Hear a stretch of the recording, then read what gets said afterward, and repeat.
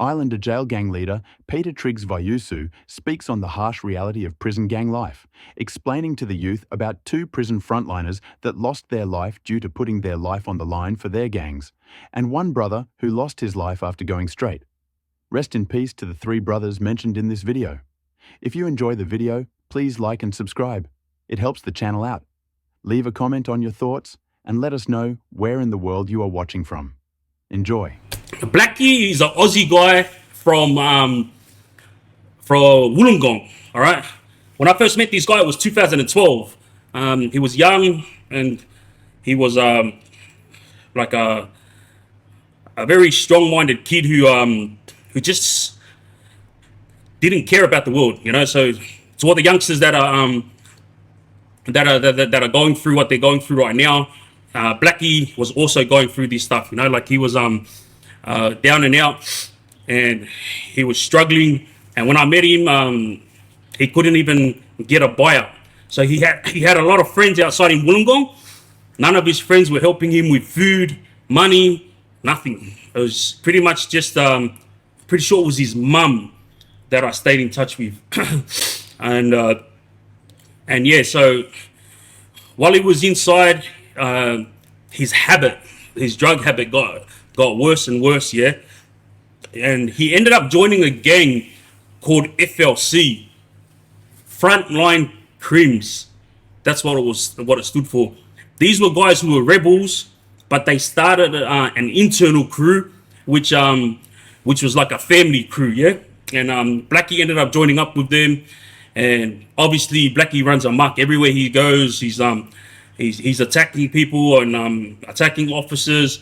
He just didn't care, you know. He had nothing to live for because he just had a bad drug habit that he couldn't afford, you know. And one thing that Blackie used to complain to me about was the friends that he was loyal to. He went above and beyond for all his friends. He did this and he done those ones for his friends. And from what he said is every time I come to prison, I'm always by myself. And that's why I always stipulate this fact to the younger generation. You know, going above and beyond is an easy thing that you're doing right now, but let's talk about going above and beyond when it's time for you, you know, to have it. Because once you're inside prison, everyone will disappear one by one, you know. Especially too when you get sentenced to a big whack. Watch all of them disappear. Even your family will disappear. I guarantee you, you know. Like mom and dad, you know, sisters, they were the ones that I saw a lot. You know, you got a few brothers that stick by their family members who get locked up, but the sisters, the moms and dads are the ones that go hard, you know. So the big story about Blackie is he got inside prison at Parkley, and it was an argument that broke out with another inmate. And what nobody knows is Blackie was actually trying to stand over this inmate for drugs. All right. And when he was trying to stand over this inmate, he didn't realize that the inmate had shivs on him. Yeah. The other inmate didn't actually want any issues with him, but he was ready because that's prison. You're always ready to go, ready to rock, you know. And as he kept going, Blackie pulled out his own shiv from his pants, yeah. And pretty much when he pulled it out, he threatened him and said to him, yeah, we'll see, yeah. There was a lot of guys that was in the cell this day when it was happening, and there was cameras in there. And when Blackie made this threat, straight away, this other guy, I'm not going to mention his name, but he got intimidated. So from what I hear, he beat the charges, and he needed to beat the charges. Like they had no right to charge him because Blackie was the one that started it, and Blackie was the one who pulled the shoe out first, you know. Anyway, to cut a long story short, one of the guys that was in the cell covered the camera with wet toilet paper, yeah. And it was at that moment that the fight broke out, and Blackie got a few times and ended up going hospital, and he passed away. And so This is something that the younger generation needs to know. This was over rubbish, literally over rubbish. Blackie trying to stand over the other guy was quiet, and then he made his move. And this is what happens inside prison. If you guys want to be dealing with this type of issues, then by all means do your gang thing. You know, like I always say, I'm not trying to tell you what to do. I'm just telling you stories that I was in and amongst, or telling you my stories with the hope that you guys learn from it. And Blackie, he was a good kid, you know, like he didn't need to join any gang. He was staunch on his own, but he done a lot of stupid things because he had a drug habit, you know. Leave the drugs out of it, and he was like the best bloke, just like that Esa Kapavalu. Like, if you see Esa without drugs, best bloke, you know, like, you'd have a laugh with him all day long. But Blackie, he's he was one that he didn't deserve what happened. Like, obviously some people deserve things like that, because bullies inside prison is like is one thing that I didn't condone, you know, because there was a lot of bullies who used to do a lot of standover towards the younger boys. And Blackie was one who used to stand over the younger Aussie boys, but he had a big heart too, because he used to stick up for a lot of the Aussie boys when dramas would break out. And like I always tell you guys, a lot of the Aussie boys don't stick up for themselves, and they don't ever band together when drama breaks out. And that's the reason why they're not one of the majorities when it comes to prison strength. But losing his life, like, I remember there was a lot of chatter throughout prison and throughout Wollongong, everyone shedding tears, everyone sending their love and respects. And I was like, Blackie used to tell me about all of yous, and not one of yous did anything for Blackie. You know, like, the bloke struggled, not only outside, but also in prison. And yeah, I'm not going to take it, I'm not trying to stick up for him. The bloke was a maniac. You know, he ran amok outside and he ran amok inside. But at the end of the day, I also know that a lot of the charges that that he got throughout his whole life was charges that came because he stuck up for his friends. You know, he never snitched them in, and he did what needed to be done when they were in a group. But as soon as he got locked up, poof, they all disappeared. Yeah. And rest in peace to Blackie. Like, and I hope that his family is living well. You know, I know Blackie gave a lot of people hell, but when I was with him, he was actually a gentleman, and everyone in the Islander yard got along with him. All right, moving along, we're going to be talking about a young kid. I don't know how old he would be now. He'd probably be about maybe 35 now. But when I met him, it was over 10 years ago, and he was just young. And he's from Mount Jewett, I think, in Shelby. His name was Jobsy. This kid was the best kid. He was a gentleman, and he would help anyone. And his sister Thelma used to go above and beyond, like, not only for the boys, but also for myself and for her family, you know. And he's also got a sister named Jenny as well. Right, every single week, Jobsy was getting visits from his sisters, and that's what I mean. Jobsy had a lot of friends. Like, it's Mount Jewett, everyone there's boys, yeah. But guess what?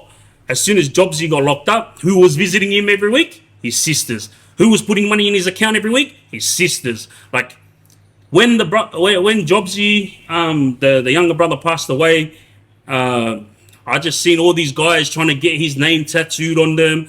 I seen all these guys, like, shedding tears over him, and like remembering old stories from back in the days. And you know, these are things that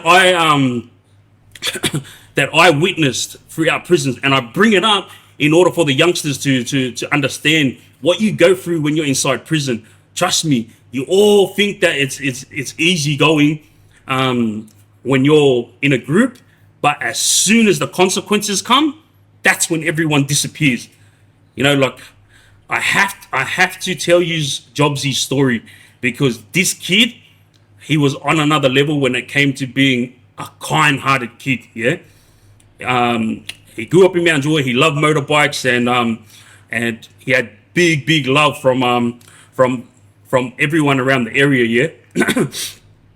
And when he got locked up, I was a bit shocked, because I'm not used to him being a kid that starts big trouble. But when he got locked up, he was telling me about the robberies and stuff that he was involved in, and I was shocked, because I was like, wow, I didn't even know this kid was involved in this, you know.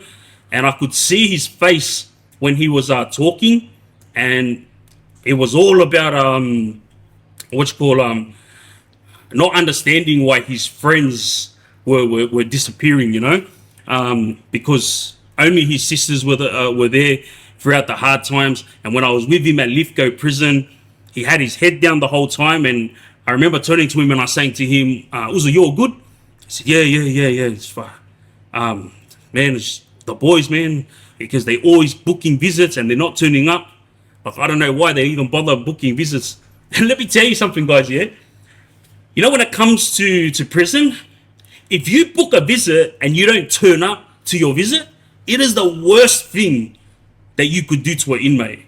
You know, like, it doesn't matter if it's mom, dad, brothers, sisters. If you book a visit, bro, turn up, man. You know, like, or at least have a good excuse, you know?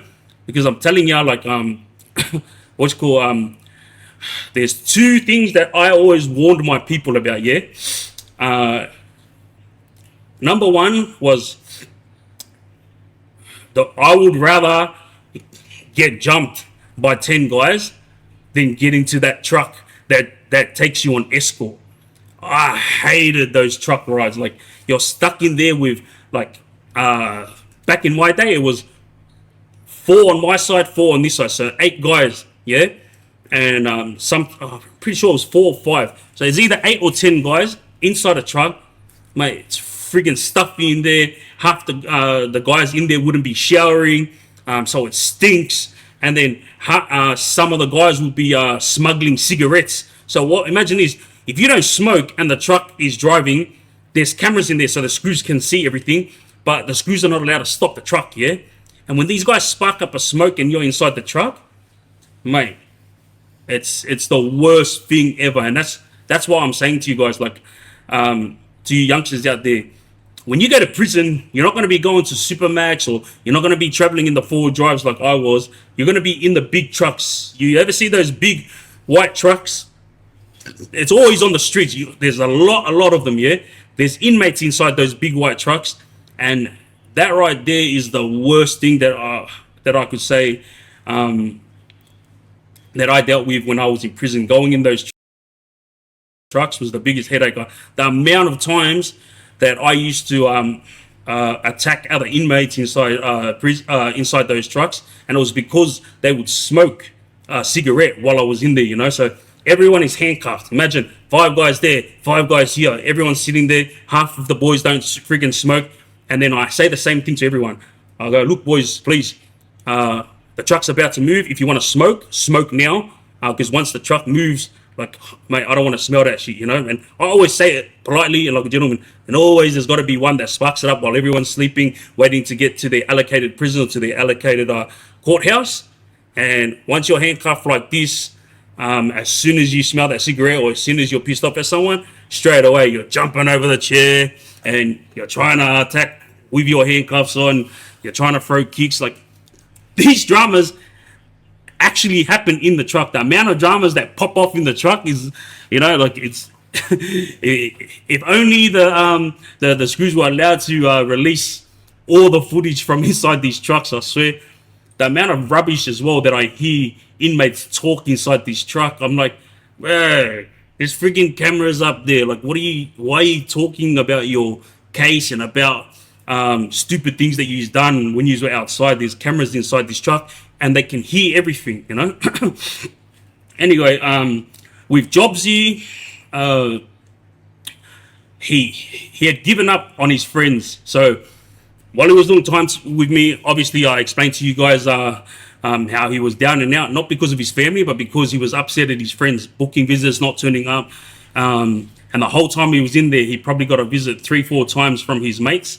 And guess who brought his mates to visits? His sisters. Bro, I'm not even like laughing at that situation, because that situation happened to me too. You know, like I had boys when I was locked up, back when I was 18 years old, and when they would turn up to visit me, they would ask my parents for a lift, and I was like, bro, you got your own friggin' what you call cars. Like, how about you drive yourself and come to visit? What are you annoying my parents for? You know. Anyway, here's a big story for you guys out there, you know, about Jobsy. Like, he got outside and he decided to go straight. And remember, he had spent his whole childhood life kicking it with the Mount Jewett boys. You know, all these guys that you guys are hearing about on YouTube and shit, like that Franny and all his mates, like the OC guys. All these guys grew up with Jobsy, you know, and Jobsy got out and he decided to cut ties with everyone from Mount Jewett, you know. And I remember him telling me when he got out, he goes, far out, it's my time to start a new life with all. And I didn't understand what he meant, and then he explained to me that he was moving to another area out of Mount Jewett, and that was his way of getting away from all his friends that left him with it. And it's not like he hated on his friends. He loved his friends because they're childhood friends. What he hated was the fact that they left him with it and only his family stood by him. And then he had a missus that I don't know, I never heard about anything about her, but he was the one that he ended up moving to another area with, yeah. And listen to this, as soon as he moved areas, he started a new job. An accident happened. I'm not going to explain the accident, but the young brother ended up passing away from that accident. And this is right after he chose to straighten his life out. Like, I believe that God works in mysterious ways, and if it's your time, it's your time. You know, like, I can honestly sit here and say that God has saved me time and time again. Why? I have no idea. Does he have a plan for me? I have no idea. But what I'm doing right now, like, I'm doing it knowing full well that there's going to be a lot of haters, and there's going to be a lot of people who don't believe in what I'm saying, yeah? Honestly, I don't care. My thing is, God is watching over me, and God is the one and only that I need to please. You know, like, I love my parents and my siblings and my family, but when I do this for the younger generation, it's with the hope that they understand that this is not a life to live. Yeah, like the young brother Jobsy, he spent his whole life kicking it with these boys. Yeah, they were doing crime together, they were running amok together. And then as soon as he chose to go straight, he lost his life, yeah? And this is the point of what I'm saying. He wasted all those years on his gang-related mates, because Jobsy wasn't gang-related. He was just the type that, you know how you have a gang, but there's always one that one guy in the group who's not gang related, but you get along with him. Yeah, so that was Jobsy. You know, he was the kind-hearted guy who was like an angel. Yeah. Love you. Thank you very much, guys. Appreciate you. and all the time that Jobsy gave his friends is time that he lost with his family. You know what I mean? And I know for a fact that that Jobsy's goal in life when he left his friends was to become a somebody, you know. And I'm pretty sure that he had a kid with this girl, or she was pregnant or something like that. But his sisters, I was telling you right now, more loyal than the gangsters. You know, they went above and beyond every time.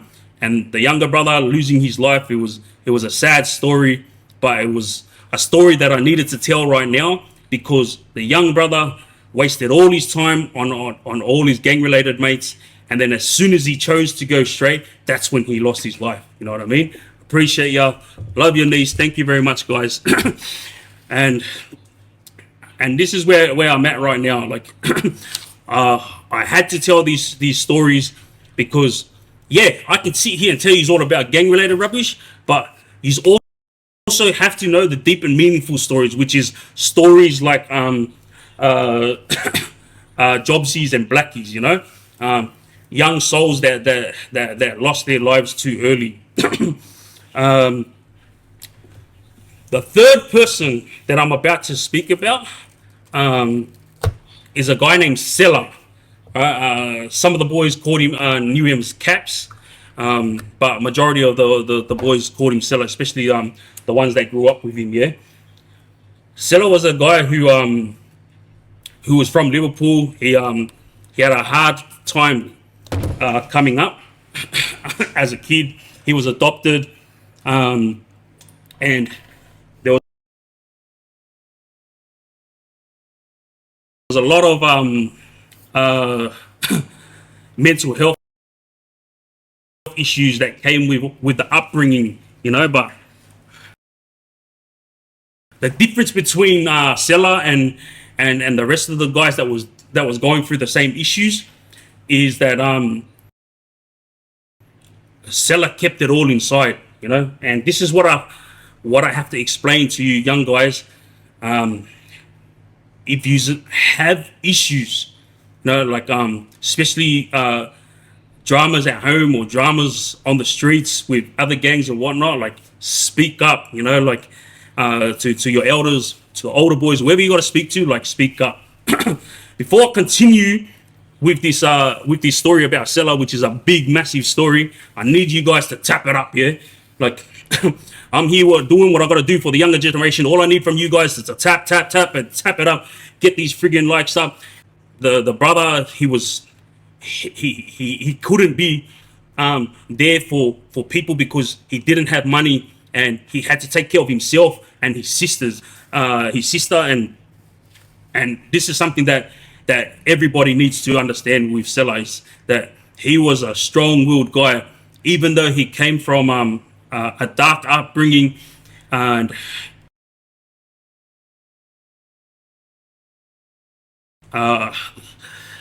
he was a guy that never acted like he was down and out. Always had a smile on his face, and he had long hair like mine, and he was very muscly guy, yeah. And I remember, before I get on to what happened with him inside prison, let me explain this to you. Before he got locked up in prison, he did not take drugs, yeah. Like a typical islander, yeah, he'll have a drink up with the boys, but nothing extreme. But this guy, Cella, he had hands, yeah. And he was always getting into dramas because he had a sister, and a lot of guys used to try to pick up his sister because she was like a pretty girl in the area, yeah. And he wouldn't put up with it. Like, as long as you treated his sister with respect, he was all good with it. He's not the type of brother who's who's over protective, you know. He let his sister do what she wanted to do, as long as she was taking care of herself. But Cella's thing was, if anybody dared to touch her or say anything rude to her, like, he would step up to the plate, you know, straight off the bat.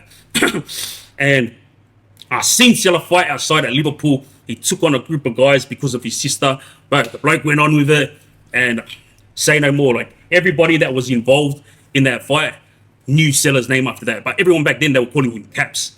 And then another fight that broke out with Cella was against the Rebels. 3 rebels tried to put it on the younger islander that was with him, yeah? Same thing. Cella stepped up to the plate, annihilated these 3 rebel guys, and by the time we got there was police everywhere and 3 rebel guys on the ground.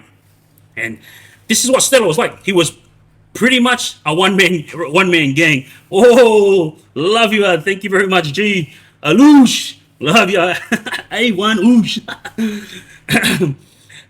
B suppose. So fast forward when Cella ended up coming to prison, yeah. Remember, the brother was not drug related, and he's a family man, and he was not the type to ever look down on nobody. He was my older boys, yeah, and he was always so kind-hearted and loving. And I met him at church, and it was his cousins that brought him to church. That's the first time I met him, and we got along so well. You know, a lot of people used to try to say that me and him were brothers because we sort of look alike, yeah. Anyway, when it came to prison, the racial wars was going on at the time. Monkey, thank you very much, love yous. And because Cella had good hands, they all saw it for the first time at Silverwater Prison when he came in. And when the dramas broke out, remember, Cella's got nothing to do with nothing. Dramas broke out with the Kuri boys and the Islander boys. Cella was sitting there, had nothing to do with it. And it was about 7 Kuri boys on 3 Islander boys. The screws come rushing in to try to stop it. And Cella, for some reason, because they were Islander boys, he ran in and got involved. From that day forth, every single person, every single Aboriginal remembered Cella's face. Long hair, pretty boy face, and just muscly, yeah? And that was Cella's biggest mistake. Just like mine that I told you last week. My biggest mistake was bridging up to the Aboriginal guy when I first came into prison. They never forgot my face. Same as Cella. As soon as he helped the Islander boys and got involved, oof, love you, G. Thank you very much. Appreciate you. As soon as Cella got involved in that, everyone now knew his face, you know. And Cella started going from prison to prison, obviously because now that the Aboriginals knew his face, he was taking them on everywhere he went. And it wasn't because he had dramas, it was because of that one incident where he jumped in for the Islander boys. Now he is involved in the racial wars without even knowing it. And this is going to come back to you younger boys. This is what's going to happen inside prison when you're trying to do your time. You have to try to stay focused on going home. I understand, like, you have to be loyal to the boys and whatnot, but you have to understand that if you stay inside prison, how are you going to help your parents? You know, how are you going to help your missus? How are you going to help your kids? You know, I'm not going to sit here and try to be friggin' your dad, because I was doing dumb rubbish when I was inside prison. And the dumb rubbish that I was doing was I had an opportunity time and time again, love yous, thank you very much, to go straight and do my time and go home, but I didn't. Because like my mum always said to me, Peter, your loyalty, you know, is a blessing, but it's also a curse. Because I could never leave my friends with it. And when I was inside, I could never leave the Islanders with it. You know what I mean? And I said it to you guys, Cella was the exact same type. He wasn't the type to step back and just watch his Islander brothers cop it. He was always getting involved. And this was the biggest mistake that the brother made, you know, was getting involved. Because once he got involved, the older Islander boys now grabbed him and put him under their wing, yeah? Now Cella is one of the boys. And remember, Cella's a one-man gang. He can freaking stick up for himself. He doesn't need boys, you know? But the older boys grabbed him, you know, as soon as they saw that he had hands. And guess what the first thing was that the older boys did to him? You know? They didn't give him food. They didn't take care of him. Guess what they did? They gave him drugs. You know, the brother's never, ever taken drugs before until he stepped into prison. And then the drugs was what brought him down. Because once the brother got on the drugs, he ended up with a habit and he started losing his way, you know. But when I was with him, even though he was on drugs, he was still the same Cella. Smile on his face, always freaking having a laugh with the boys, and never ever looking down at the younger boys. Always taking care of the younger boys, you know. And then when Cella was involved in the drama at Park Lee that broke out, that was it. Pretty much, you could say the Aboriginal boys had Cella's name on their list.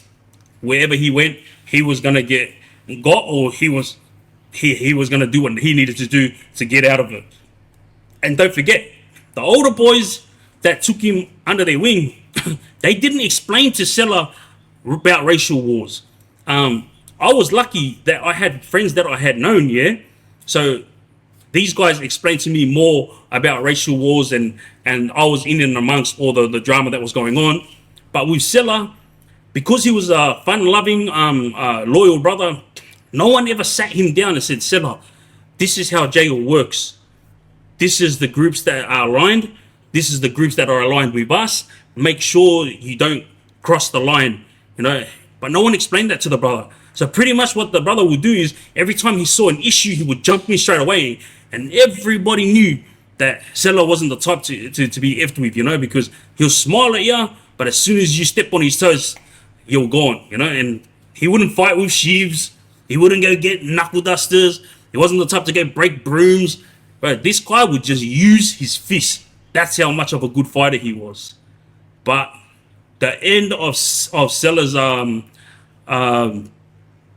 reign inside prison was when he actually realized himself that he was in prison. So remember, before he got to Lithgow prison, he was already on drugs, and bad on drugs, you know.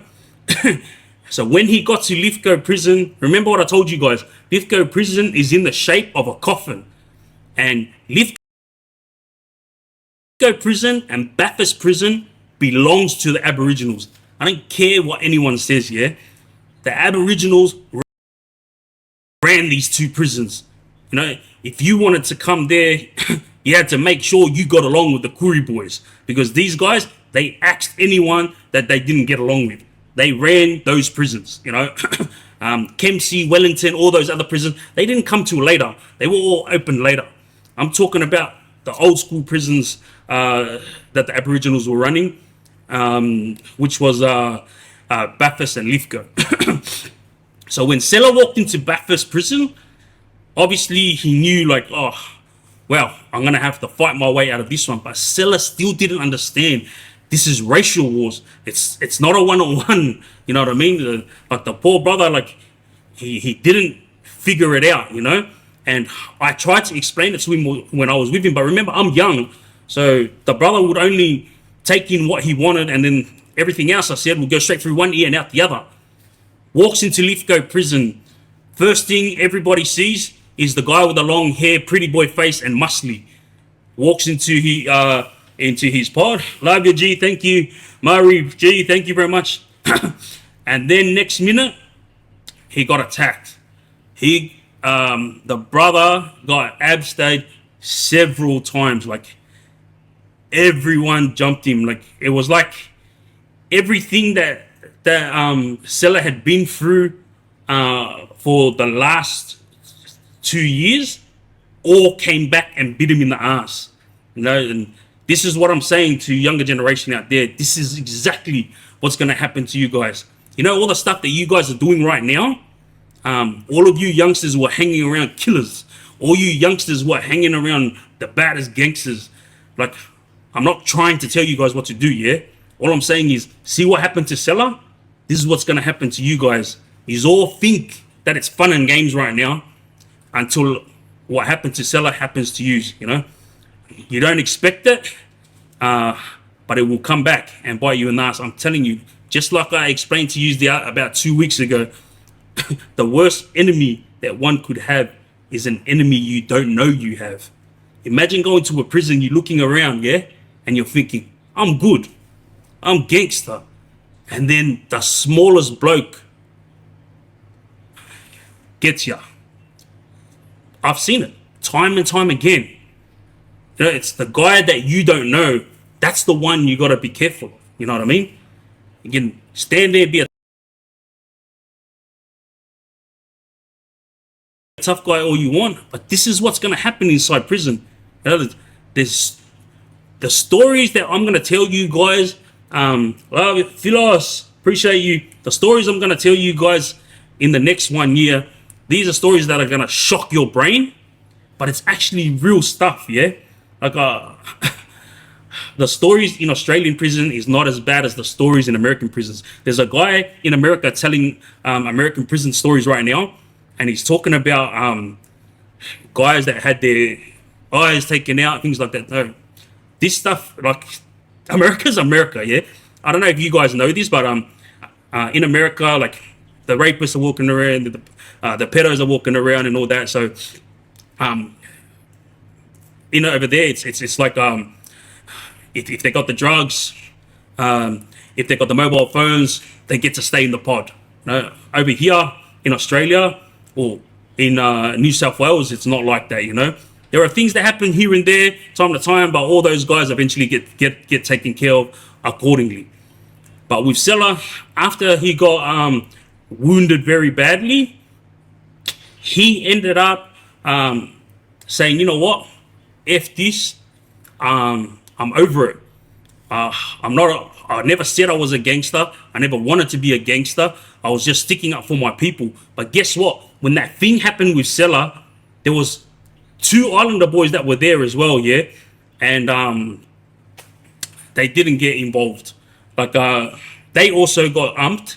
But guess what? Cella was getting umped and he was fighting. Obviously, he's a strong man, so he was going hard, yeah? The other 2 were standing there trying to make out like they got nothing to do with it. And as soon as Cella got umped, straight away the other 2 got umped, yeah? So these 2 idiots should have just ran in and all 3 of them should have stuck together and went hard. But that's what happens in prison, You get those who can walk in and make things happen, and then you get those who freeze, and they eat share their ants pay, Like, what can you do? That's prison. You got to deal with it. That's why I never relied on anyone. I always relied on myself, and those that I'm close with, and those that were there for me through thick and thin, I'll never ever forget them. Hence, why I always give them shout outs and give them my love and respect. But with Cella, he went from Lithgow, ended up at other prisons, and then I was with him at Junee. When I got to Junee, Cella was in protection, all right? And I walked in and I was in the main. I'm not going to mention the names of the other Islander boys that were in protection because 3 of these boys, including Cella, were soldiers, like, for the Islander boys, yeah? Gee, proper love yous, thank you very much. And when I asked Cella, I go, bro, what are you doing over there? When I got to friggin' Junee, I walked in and there was only 3 Islander boys, yeah? G6, love yous, thank you. And I was like, bro, what's going on here? I'm going to get my head umped on, because when I walked in, it was just Aboriginal boys everywhere at Junee. This was 2004. And Cella was in protection, and I yelled at him, what happened? And he goes to me, so I'm over it. I said, over what? He goes, bro, I just want to go home to my family. Profile, I love you, thank you very much. and he said to me, man, I've been going hard for all the Islander boys, and why? I don't even understand what I'm doing, what I'm getting. Dezo, Philos, thank you. I don't even understand what I'm going through and what I'm doing. He goes, look at me, like, he lifted up his shirt. He goes, bro, I've been got so many times and I'm not even understanding what I'm involved in. JT, Sleaze, thank you. I felt for Cella that day when he explained it to me, but at the same time, Clary, Mr. Big, appreciate you. But at the same time, I was thinking to myself, what the hell? Like, I would never ever put myself in the boneyard. Doesn't matter, how many times I get jumped, yeah? But I didn't realize back then. Like, now that I'm grown up and I'm more wiser, I understand now where Cella was coming from, yeah? He wasn't gang related. He was never trying to be a gangster. He came into prison and he fought for the Islander boys. And then once the older boys took him under their wing, instead of treating him like family and looking after him, they got him on drugs, And then the brother was inside protection and he was pretty much like over it. He was like, bro, I'm doing my time and I'm going home. That was a good thing, yeah? But guess what? The drugs had already defeated him. Lorena, appreciate you.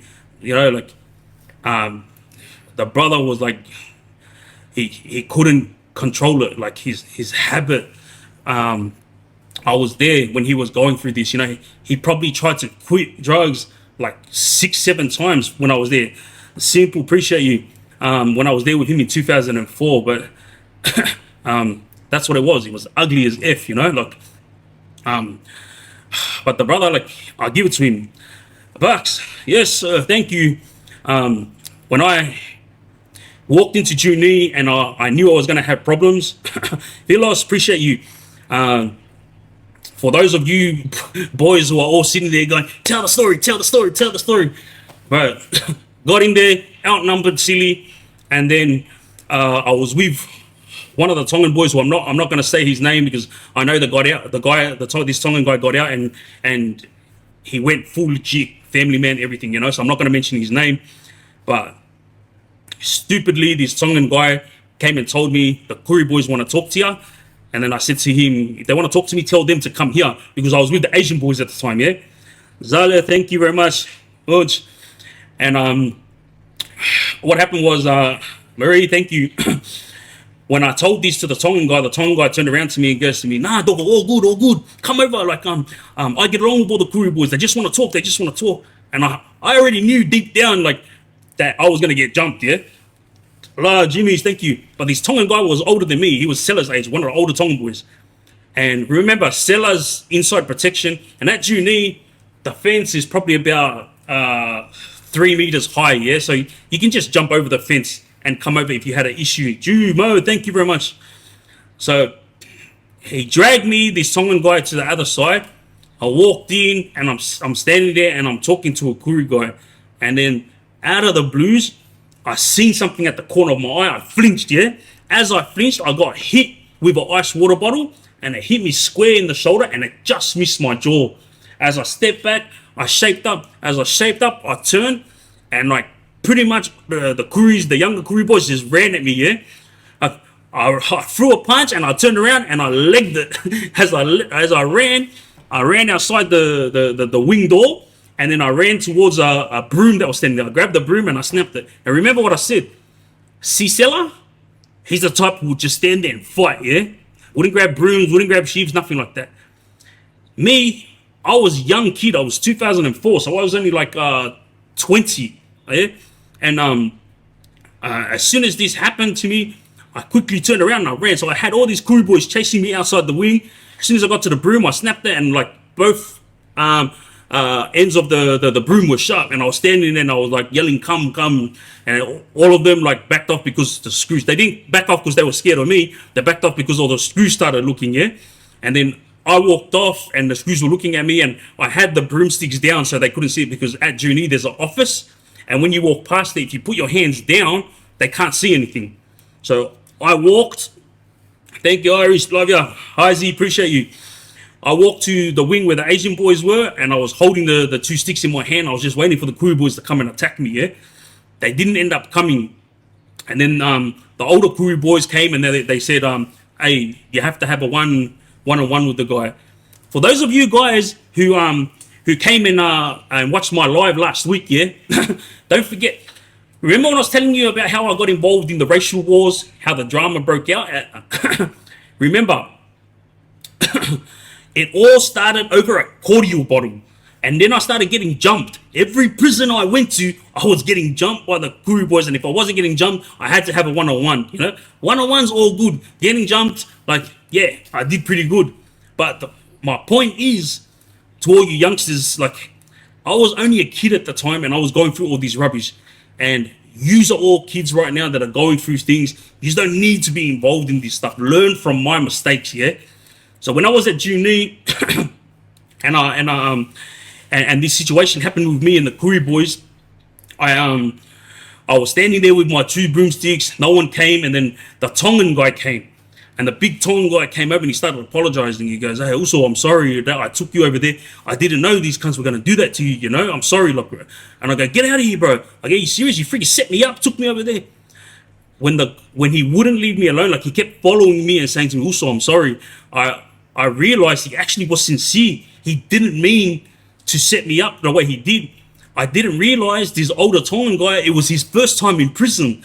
So, Y2, thank you. I didn't realize, Silva, that he took the Kuri boys from face value, yeah? So when they said to him, "No, just bring him over. We're going to talk out a little issue, but it's just going to be talking." He come grab me thinking he's one of the older boys, went over there, and then I ended up getting ice water bottle. And my shoulder was effed up for about a week. I couldn't even move it. That's how hard he hit me with the ice water bottle, yeah? And now I was waiting for something to happen. Obviously, the Asian boys came over. They gave me 2 of these just so I could watch my back. And I didn't expect any of the Asian boys to back me up. My thing was, I do what needs to be done on my own. The Tongan guy, he was so strong-minded that even though it was his first time in prison, he goes to me, Uzo, he goes, grab whatever you need to grab and let's go. And I said, go where? And he goes, let's go over to the crew board. He goes, me and you. He goes, we're going to go on with it. And I said to him, what's wrong with you, bro? I go, bro, this is your first time in prison. Like, we can't just walk over there and go on with it and expect to walk out alive. I go, brother, it's a whole wing. You know, I said, I don't care. I do dumb things, yeah? And I said, you saw what happened then. I said to him, not even half the wing chased me. It was only probably about a few boys who chased me out of the wing. And then lucky for me, I found that broom that I snapped and it kind of stopped them. And then they didn't do anything because the screws were watching.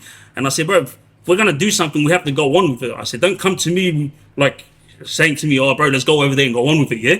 And then the Tongan brother ended up understanding what I was saying. Like, bro, I think he was just upset of this Tongan brother because he felt bad that he set me up because I'm a young kid, yeah, and he just walked me in there and got me ice water bottled. Anyway, the older boy, Kuri boys got involved, told us to have a one-on-one, went out, and when I walked out, I didn't realize all the Asian boys followed me out. So I had the big Tongan guy watching my back. I was ready for my one-on-one, and then all the Asian boys came. And when the Asian boys came, I turned around like that, and then they winked at me and they said, don't worry, we got your back. So I was like, all right, sweet, even numbers. Kuri boys, I got the Asian boys and the big Tongan guy, yeah? Standing there, getting ready for these one-on-one. Long story short, one-on-one was done and dusted. Old mate came out second best. But at the same time, I could have annihilated him, yeah? But I'm the type who uses my brain. For someone so young, I knew how to navigate prison and the prison system and also inmates. And my thing was, if I attack this guy hard out and then he ends up on his ass and then I start pounding the hell out of him, bro, the Asian boys, yeah, they're strong, but they're skinny guys who go on with it, yeah? And mind you, the Asian boys are dangerous. But we were all outnumbered by the Kuri boys. And I thought to myself, if I put this guy on show and I put him on his ass, we're going to get annihilated. So what I did was, the first 2 seconds of the fight, I clocked him twice, and he was already dazed. He was like back like this, yeah? And then when he came in, I let him give me a hit to the side of the head. He threw it straight. He missed. I clocked him again. Then he grabbed me, and he gave me probably about 4 knees, and I swear, I just let it happen. I said 1, 2, 3, 4. I felt the 4th one, and I picked him up upside down, and I slammed him on his head.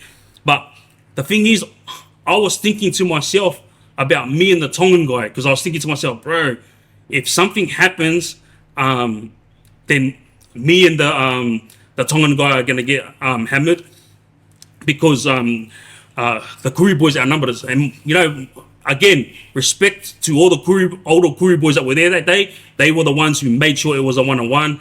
And the Kuri boys obviously could have annihilated us that day, but they let it be one-on-one, and then we left it at that. But I kept having dramas with the Kuri boys over the past, yeah? But the point of my story is, see Cella? Remember how I told you that he could have jumped over the fence? So when this whole issue broke out, yeah, Cella came with the other 3 Islander boys, the ones that I was telling you about, and he goes, as soon as something happens, we're going to jump the fence and then we're going to go on with it. Like, this is the type of person Cella was. Like, so much dramas broke out at Juni during this moment. I'm not going to explain it because I'm going to save it to tell in full, yeah? But there's big stories of what happened over there during this time in 2004 to 2005. But this is the type of person Cella was. Even though he had said he's over it, he's done and dusted, he's not getting involved in anything else. As soon as he found out what was happening with me, straight away Cella was like, all good, so he goes, I'm there for ya. We'll jump the fence, we'll do what needs to be done. That story will be told next time, yeah? Right now, it has to come back to the younger generation. 3 good boys, yeah, who didn't deserve what they ended up going through after prison. And this is what I'm saying to all you youngsters out there. It's not about surviving prison, yeah. It's about what's gonna happen to you when you get released. You know, I've been speaking to a lot of younger generation boys who have been messaging through. So all of you that I haven't replied to, I apologize wholeheartedly. But I've got so many messages coming through. But just remember, you made the time to message me, and I'm gonna make sure that I make the time to reply. Yeah. Now, this is where I want to end my life. See this cell behind me? This is Supermax cell. It's not the normal cells in the main, yeah? This right here is where I was sleeping. Like, just looking at this cell, like, it's cringe. Because I know what I got up to when I was in there. You know, I'm not the type that does head miles.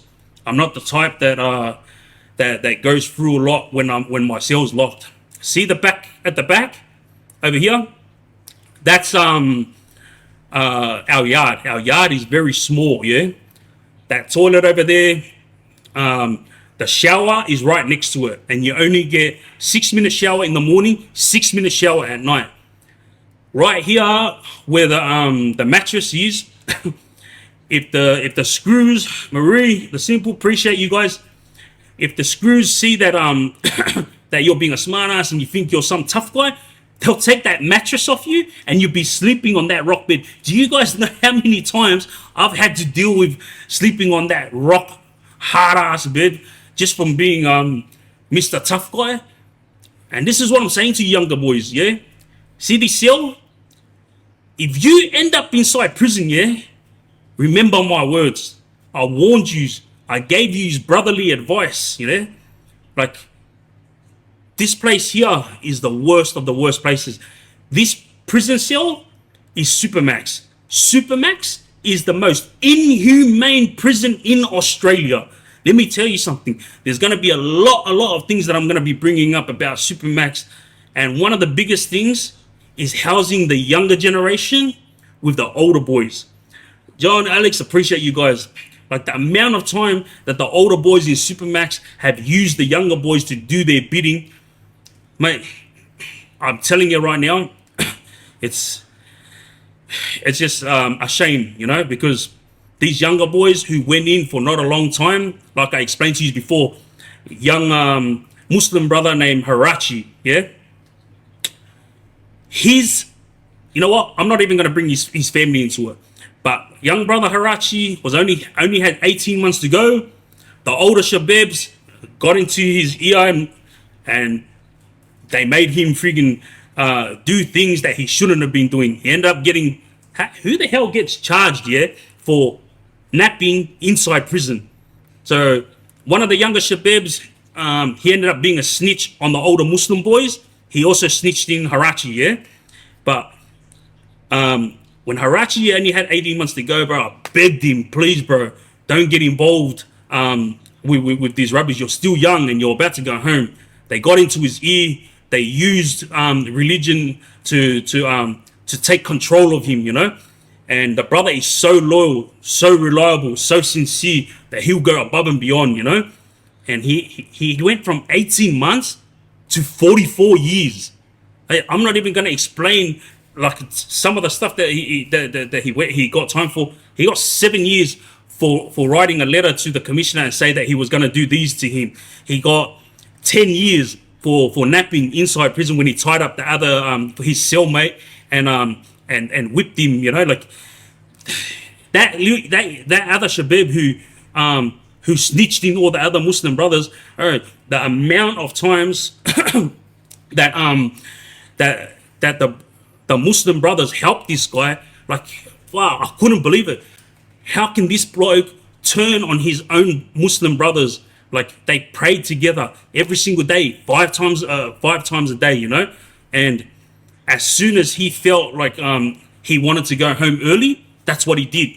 He snitched in all the Shabebs so that he could go home early. And he used the napping from Harachi to go home early. And this is what I'm saying to you young guys. This is what's going to happen to you. The older boys are going to use you inside prison and out here. And then as soon as the consequences come around, they're all going to disappear. And guess what? Who's paying your legal fees? No one. Hey, your mom and dad can't afford it. Your missus can't afford your legal fees. So guess what? You're going on legal aid. And guess what happens when you're on legal aid? You don't get good representatives. And guess what happens when you don't get good representatives? You're going to be stuck in jail for another 10 years. Yeah, that's what I'm talking to you about right now. All right? I got freaking 10 years, yeah? Love you, Marie. Appreciate you. I got freaking 10 years for something that I had nothing to do with. I should have got charged for accessory after the fact, meaning when I got there, the situation had already occurred. That's accessory after that fact. I should have got charged for that. So to all you jewelry members that's watching this right now, yeah, you all remember my face, yeah, because you are all the friggin' idiots that found me guilty. I give you my word, I had nothing to do with it. And to all you 3 ladies that were standing there crying that day, yeah, you shed a tear for a reason. You locked up a bloke for 10 years for something you had nothing to do with. I should have got charged for accessory after the fact. And I had shit legals. I had lawyers who were setting me up, and then the best appeals barristers in New South Wales turned around and threw it in my face and said, oh, even though the victim turned up and said you had nothing to do with it, I don't see you having any points for an appeal. How do I not have points for appeal when the freaking victim turned up and said I had nothing to do with it? That's where I'm at right now with all you youngsters, yeah? This is what you're going to go through. No, I'm not trying to tell you boys what to do. Here's my story. What a shit story, eh? See how I ended it? What a shit story, eh? This is what's going to happen to you if you keep going down the road you're going. I know it's hard to work a 9-to-5 job. I know it's hard looking at all the gangsters rolling around in G-Wagons and Porsches and whatnot, yeah? But if you don't want to end up in prison, then just do you, bro. This is the era of technology. It's freaking much more easier for you guys to make money than it was for us back then. You know what I mean? We had to go and work a 9-to-5 job and do what needed to be done for the family. But you guys, in that was, appreciate you, love you, thank you, Butsy, appreciate you. You know, and you guys, mate, it's so easy to make money today. You know what I mean? Like, the amount of stuff that I found on YouTube and Google since I got out of prison, like, mate, I've started up so many things in the last 15 weeks that I've been out. And what are you doing? Like, I just got out of prison after 7 years, yeah? And I had to start my license again. I went and got my L's. Then I went and got, I had to do this stupid thing called hazard test. I passed that. And then I got my red P's. So if I'm in there for 7 years and I got out and I worked my ass off to do this, I got rid of my freaking, my Centrelink and I got a job straight away. What are you doing? Are you still rolling with the oi bays, waiting for that next object to come along with the hope that it'll be a big hit? Or are you still sitting there, drinking up with the oi bays, talking about your next big score? Because trust me, you know, illegal money is what we call blood money, yeah? That blood money goes real quick. You spend it like it's nothing, yeah? All right. All the lingerie waitresses and all the pros, they're all cheering because you go out and do crime and then you spend it all on them, yeah? And then all the lawyers, they're all cheering because you go out and do crime and then you're spending it all on the lawyers, yeah? But you know, when you work hard 9-to-5 job, or when you're striving to make things happen for your family, when you get paid from that and it's legit, bro, I'm telling you, it's money that you cherish. That's all I'm going to say for today. I really appreciate everyone for tuning in. And to all the younger generation, I'm going to tell you again, I'm not trying to tell you what to do.